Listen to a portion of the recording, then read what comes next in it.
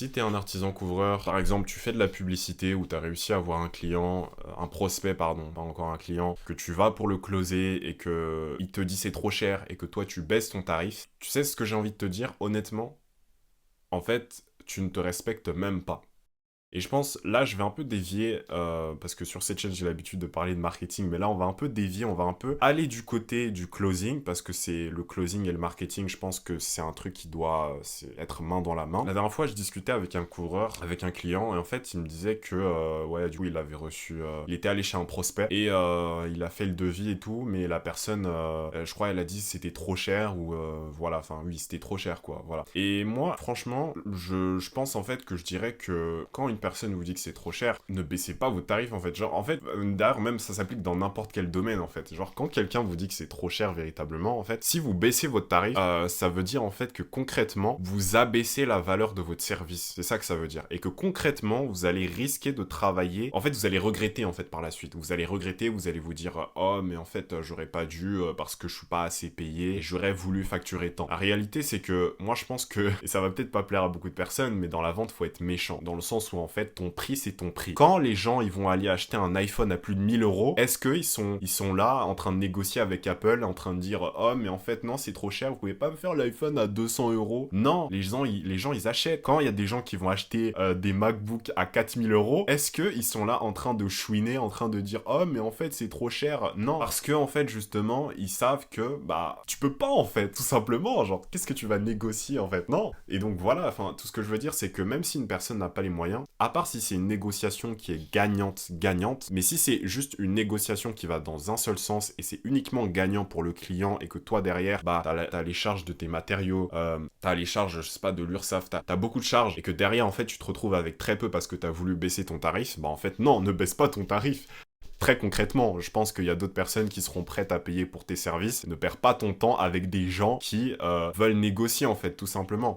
Je pense que si une personne... Après, ça dépend. Il y a des gens qui parfois veulent négocier parce qu'ils ont vraiment pas les moyens et ça c'est autre chose. Mais il y a des gens qui veulent négocier, ils ont les moyens, mais ils veulent négocier parce qu'ils trouvent que selon eux c'est trop cher. En fait, dans leur tête, ils se disent bah ton service ne vaut pas ce tarif-là. Et c'est pour cette raison que si... En fait, il faut poser la question à la personne pourquoi selon vous c'est trop cher. Est-ce que vous avez pas les moyens? Auquel cas, ça c'est un autre cas, ou soit est-ce que, selon vous, en fait, le service n'en vaut pas la peine? Et si la personne te répond oui, si la personne pense réellement que ton service ne vaut pas ce prix-là, bah en fait, ça c'est un travail de persuasion, c'est-à-dire en fait que la personne a les moyens, mais selon elle, ton service ne devrait pas se facturer autant. Et c'est pour ça en fait que si tu baisses ton tarif trop, la personne va se dire bah en fait, mais il m'a menti, parce que depuis le début, en fait, il aurait pu me facturer tant, il aurait pu me facturer moins, mais il m'a facturé plus, du coup c'est un voleur. Et c'est pour cette raison que même si ton tarif est élevé, j'en ai rien à foutre, même si c'est un devis à 30 000 euros, à 40 000 euros, si ton tarif c'est ton tarif, en fait, ne baisse pas ton tarif. Et c'est pour cette raison qu'il y a aussi dans la vente cette notion de respect, c'est-à-dire en fait que tu vas plus respecter quelqu'un qui tient à son tarif, c'est-à-dire qui est là et qui se dit bah oui mon tarif c'est tant parce que j'ai telle charge et tout, et oui je l'assume, c'est ça mon tarif,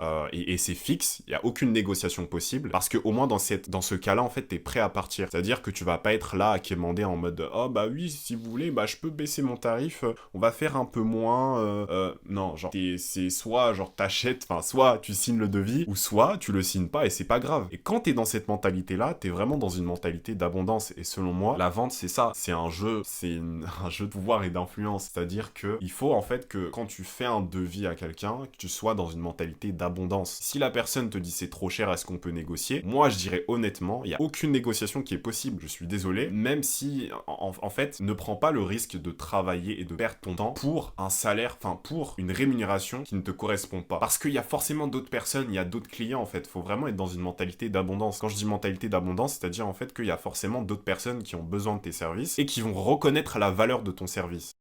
Donc c'est pour ça que moi je dirais, faut pas perdre son temps avec des gens qui sont là et qui veulent tout le temps négocier. Ça existera toujours des gens comme ça. Mais si vraiment tu peux pas les convaincre de la valeur de ton service, ne force même pas en fait. Genre vraiment, genre ça sert à rien de forcer. Parce que ça c'est se mettre en fait en souffrance pour rien du tout. Donc du coup je dirais, juste sois dans une mentalité d'abondance. Des clients il y en a plein, il y en aura partout. Il y a des gens qui ont besoin de toi, il y a des gens qui sont prêts à payer ce que tu vas mettre sur le devis. Et c'est pas parce que une ou deux personnes te disent ah bah en fait c'est un peu trop cher, vous pouvez pas baisser le tarif. Non, je peux pas baisser le tarif.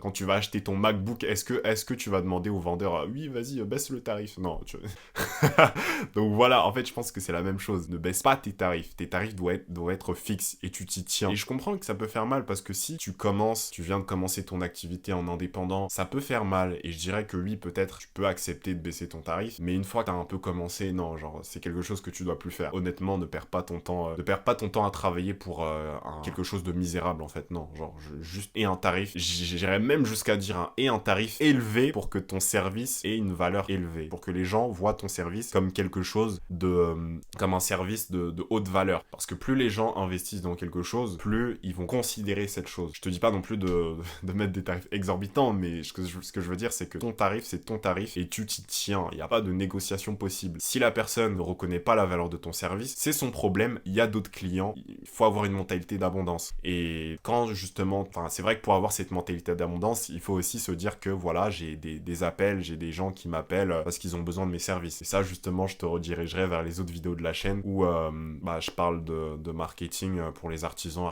couvreurs, enfin tout ce qui est dans le domaine artisan, quoi. Donc voilà, soit dans une mentalité d'abondance.